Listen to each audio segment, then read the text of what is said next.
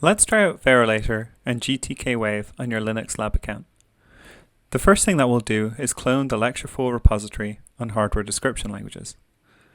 Connect to one of the lab machines via SSH, then type git clone and copy and paste the repository URL from the GitHub webpage.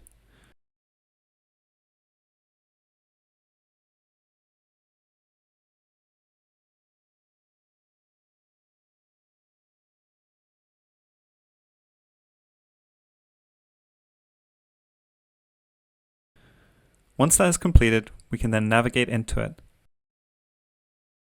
then into the lessons directory, and then into one simple in and out. Then we can open the system verilog file in vim simple_in_n_out.sv, perhaps edit it a bit to play around with it, and then close and save it.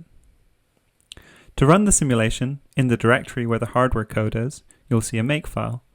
This is basically a convenient way for us to group commands together that builds the simulation and runs it. To use the makefile, we can just type make in this directory, which will build and run the hardware simulation. This is what it should look like if the simulation was successful.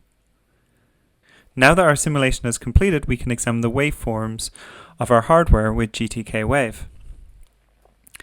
If the simulation was successful, a new file should have appeared called wavedump.vcd. This is a file that contains all the simulation waveform details. To view this graphically, we can type gtk wavedump.vcd.